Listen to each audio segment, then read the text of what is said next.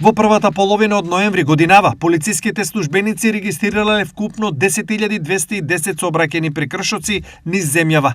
Најчесто прекршувана е брзината. 2983 возачи ја надминале дозволената. За безобзирно управување со возило лишени од слобода биле 55 лица, 37 за возење под дејство на алкохол, 18 за брзо возење во и надвор од населено место и возење во забранет правец.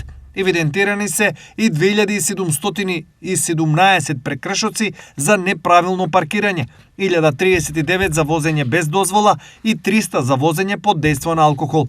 Санкционирани се и 282 пешаци, возачи на електрични тротинети и мотоциклисти без заштитен шлем. Од сообраќај се отстранети 252 нерегистрирани и 55 технички неисправни возила, додека 52 возачи биле санкционирани поради затемнети стакла.